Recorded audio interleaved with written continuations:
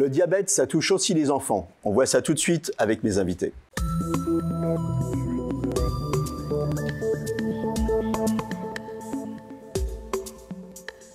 Avec moi sur le plateau, le docteur Jacques Beltran. Vous êtes pédiatre diabétologue à l'hôpital Necker Enfants Malades. Et aussi Marc Hanauer, vous êtes le père d'un enfant diabétique de type 1. Vous êtes président de l'association Entraide. Entraide, c'est www.entraide, alors E-N-T-R-E-D, Paris, le -du-6.fr. Hein, ça va défiler à l'écran parce que c'est un peu compliqué, vous inquiétez pas. Alors pour commencer, on va planter un peu le décor. Le diabète, qu'est-ce que c'est? Alors le diabète, c'est très simple. Le diabète, c'est avoir trop de sucre dans le sang. Il y a deux types de diabète. Le diabète de type 2, qui est le diabète des sujets adultes, qui touche essentiellement des patients qui sont en obésité. Le diabète de type 2, c'est une complication en général de l'obésité.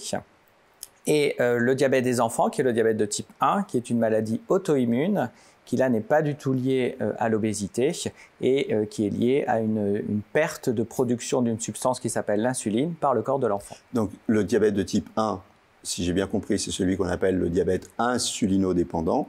Hein, c'est ça, et le diabète de type 2, c'est plutôt celui où il y a un défaut d'assimilation du sucre. Alors, dans le diabète de type 1, les enfants n'ont plus d'insuline. C'est pour ça qu'on dit qu'il est insulinodépendant, puisqu'il faut redonner de l'insuline aux enfants. Dans le diabète de type 2, les patients ont toujours un peu d'insuline, mais elle a du mal à agir à cause notamment de l'obésité. Et c'est pour ça qu'on l'appelle insulinodépendant, puisque au début de la maladie, on peut la traiter par des comprimés. Pour ceux qui nous regardent, eh ben, ils vont regarder leur taux de glycémie. Hein. Alors, à jeun et en journée, qu'est-ce que c'est? On va les rassurer, les bons chiffres. Alors, une glycémie normale, c'est 1 gramme par litre. C'est autour de 1 gramme par litre. Après, ça peut monter un petit peu et descendre dans la journée. Quand on a le diabète, avant le début du traitement, on est sur des glycémies à 2 grammes, 2 grammes 50, 3 grammes. Donc, vous voyez, 2 à 3 fois la normale. Oui, donc là, il faut s'inquiéter. Marc Hanauer, alors vous êtes le père d'un enfant qui a du diabète de type 1, qui souffre de diabète de type 1. Il s'appelle Maxence. Et il a été détecté à 5 ans. Exactement. Voilà, exactement. Comment ça s'est passé? Eh bien, nous étions tout d'abord en vacances, donc période de ski, et puis effectivement... Ça n'a pas de rapport, on peut partir en vacances tout à fait, et ne pas avoir du diabète. Hein. Mais ça peut expliquer pourquoi on ne l'a pas forcément détecté suffisamment vite. Ouais. Parce que du coup, Maxence commençait à boire beaucoup d'eau. Mais bon, on est au ski, dans les appartements il fait chaud, il y a du chauffage électrique, on a tous très soif, on a fait beaucoup d'activités, donc ça ne nous a pas inquiétés. Il a recommencé aussi à faire un petit peu pipi au lit, ce qui était, bon, pas tout à fait son habitude, mais bon, à 5 ans, ça pouvait arriver. Vous vous êtes dit, il n'est pas dans son environnement normal. Exactement, mais voilà. Là, ça commençait à devenir un petit peu important. Et puis, il mangeait aussi beaucoup, mais bon, on a de l'appétit, on est au ski aussi, donc tout va bien. Et en fait, à notre retour de vacances, les signes ont continué comme ça pendant encore quelques jours. Et c'est sa grand-mère maternelle qui nous a alertés en disant ça me fait penser, exactement, voilà. On ne le dira jamais assez, ça nous fait un petit peu penser au diabète, mais en disant comme ça, donc peut-être vous devriez voir le médecin. Et effectivement, on commençait à s'inquiéter, lui-même commençait à s'inquiéter parce qu'il ne trouvait pas ça non plus tout à fait agréable de boire autant, d'aller tout le temps aux toilettes, et puis la nuit c'est quand même un vrai problème. Et donc nous sommes allés voir en fait son pédiatre qui a soupçonné entre guillemets le diabète de type 1 en disant oui, vous devriez aller faire une prise de sang pour vérifier, mais n'en a pas fait d'ailleurs une urgence pédiatrique, c'est-à-dire que normalement effectivement on aurait peut-être dû partir tout de suite aux urgences en fait dès les soupçons en question. Finalement donc on a fait cette prise de sang de contrôle. Quand j'ai vu les résultats et notamment le taux de sucre dans le sang qui était quand même très très élevé, on était à plus de 3 grammes d'ailleurs à ce moment-là. Là j'ai dit que c'est clair, faut qu'on y aille. Là, vous avez foncé chez Necker et ensuite on vous a dit que c'était une urgence. Exactement, et qu'on est passé d'ailleurs devant tout le monde, c'est impressionnant. Alors justement, docteur Beltran, les signes qui doivent nous alerter, qu'est-ce que c'est? On en a vu quelques-uns là, mais on va les scanner ensemble. Les deux principaux signes qui doivent alerter, c'est un enfant qui boit beaucoup et qui fait beaucoup pipi. Donc boire beaucoup, ça s'appelle la polydipsie, et faire beaucoup pipi, c'est la polyurie. Quand je dis boire beaucoup, c'est un enfant qui se met à boire 2, 3, voire 4 litres d'eau par jour. C'est des choses qui arrivent sur quelques jours, hein. Ces symptômes, c'est des symptômes qui peuvent se mettre en place sur quelques jours chez les petits-enfants. Chez les enfants plus grands ou chez les adolescents, ça peut se mettre en place sur quelques semaines. Mais c'est souvent des choses dont les parents se rendent compte, parce que c'est vraiment une quantité d'eau anormale, et c'est un enfant qui ne peut pas passer une nuit, par exemple, sans se lever 3-4 fois pour aller uriner. Donc ça, c'est les deux principaux signes. Il y en a d'autres? Un autre signe qui doit inquiéter les parents, c'est un enfant qui était un grand enfant, qui était propre et qui se remet à faire pipi au lit, c'est-à-dire un enfant par exemple en primaire qui se remet à faire pipi au lit alors qu'il était propre depuis des années. Ça, c'est aussi un signe qui doit alerter. Il existe 2 autres signes. La perte de poids, mais ça en général elle est très progressive, donc elle passe souvent inaperçue, et ce qu'on appelle la polyphagie, c'est-à-dire un enfant qui se met à avoir très très faim, et notamment très très faim pour le sucre, et malgré le fait qu'il mange beaucoup, il perd du poids. Mais encore une fois, les 2 principaux signes, c'est le fait de boire beaucoup et de faire beaucoup pipi. On l'a dit, c'est une urgence, il faut le souligner. Voilà, quand un enfant présente ces 2 signes, il faut aller voir son pédiatre ou son médecin. Et plus il est petit, plus c'est une urgence, c'est ça? Plus il est petit, plus c'est une urgence. Hein. Le diabète, ça existe dès l'âge de 6 mois. Et chez les petits-enfants, ça peut évoluer très vite en quelques jours. Il faut aller voir son pédiatre qui va réaliser une mesure de sucre dans le sang qui va poser le diagnostic. Vous dites que ça peut évoluer très très vite. Ça peut évoluer vers quoi? Des comas Alors le corps ne peut pas bien fonctionner sans insuline. Donc quand on a un diabète de type 1, on doit rapidement recevoir de l'insuline. Et c'est vrai que si le traitement n'est pas fait, les enfants peuvent évoluer vers ce qu'on appelle une acidocétose, qui est une complication sévère du diabète, qui peut être potentiellement grave pour les enfants. Marc, alors justement, les traitements, on en parle. C'est lourd, les traitements multi-injections? Alors c'est lourd. Alors effectivement, il y a plusieurs types de traitements. Dans le cas de Maxence, c'est un traitement par stylo. Donc il a des stylos d'injection donc, qui permettent de lui injecter plusieurs fois par jour de l'insuline, à peu près à chaque repas. Puis une insuline qui lui sert aussi tout au long de sa journée à assimiler de manière très régulière aussi les glucides. C'est quoi, c'est 5 injections par jour à peu près? En fait, à chaque repas, plus effectivement le soir, plus éventuellement un goûter, voilà, quand il y a des choses un peu exceptionnelles. Donc c'est vrai que c'est contraignant, c'est assez lourd. Et globalement, c'est, voilà, comme on le dit, c'est à vie, c'est tout de suite. Il le fait lui-même? Alors, il se trouve que Maxence, à 5 ans, c'était un petit peu difficile, mais très très rapidement, en fait, et notamment grâce, peut-être on en dira un mot, à l'association d'aide aux jeunes diabétiques, il a pu partir sur des séjours thérapeutiques qui ont commencé à lui apprendre à faire ça.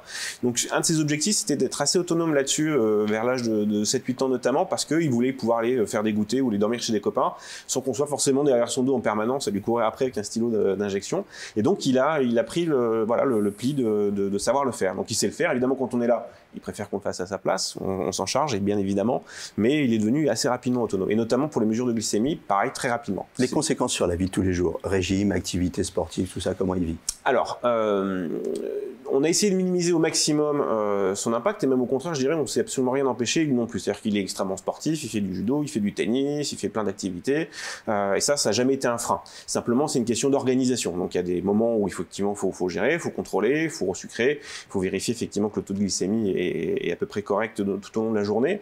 En termes de régime alimentaire, finalement, c'est pareil. Finalement, on a presque été obligé de rajouter plus de féculents. C'est-à-dire qu'il faut qu'ils aient aussi un apport de glucides suffisant, parce que la difficulté, c'est de trouver un équilibre permanent entre l'activité de l'enfant, ce qu'il va manger, et la quantité d'insuline qu'il va injecter. Parce que si on injecte trop d'insuline, il va risquer donc des hypoglycémies, donc un énorme coup de mou.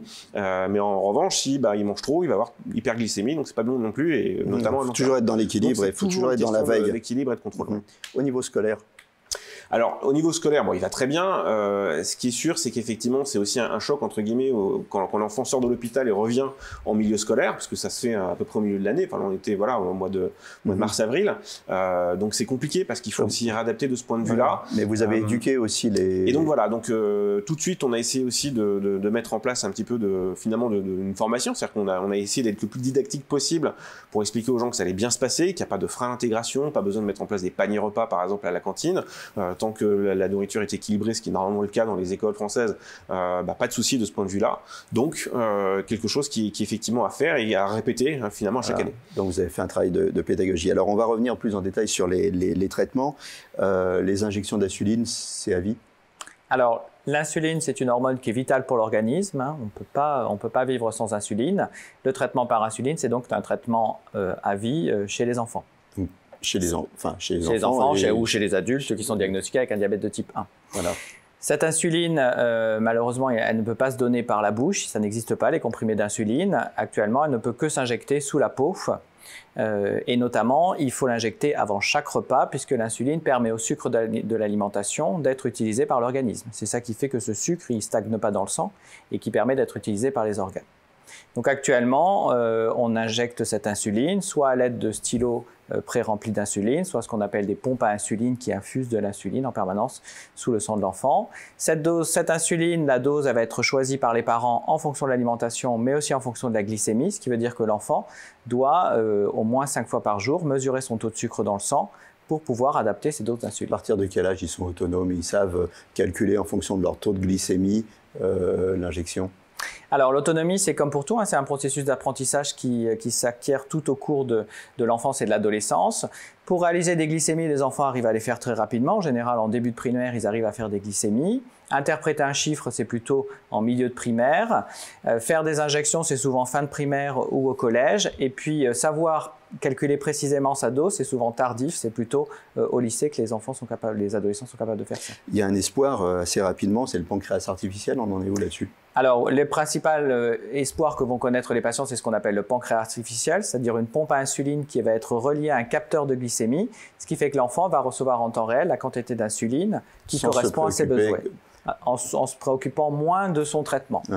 Donc, il y a un système français qui est actuellement extrêmement avancé, qui s'appelle Diabeloop, qui a déjà été essayé chez l'adulte et qu'on est en train de tester chez l'enfant, qui marche très très bien et dont on espère qu'il va pouvoir grandement améliorer la qualité de vie des enfants, qui, comme vous dites, auront un peu moins à se préoccuper de leur diabète, puisque c'est la machine qui le fera pour eux.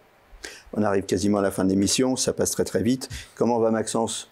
Il va très bien, il va rentrer en 6e là, en septembre. Ok, c'est super, donc vous allez repartir en vacances. Exactement. Ils passent leur temps en vacances. Quelques mots sur l'association. Alors l'association Entraide, c'est une association de famille en fait qui est donc liée à l'AJD, donc l'aide aux jeunes diabétiques. Et notre rayon d'activité, c'est plutôt Paris et sa proche banlieue. Et l'objectif, c'est effectivement de faire en sorte que les familles se rencontrent, discutent, échangent un peu leur expérience. Mais également aussi, on essaie de travailler notamment avec le milieu scolaire pour faire justement un peu des interventions pour faire en sorte que les enfants soient mieux intégrés à l'école. Quelques conseils aux parents d'enfants diabétiques?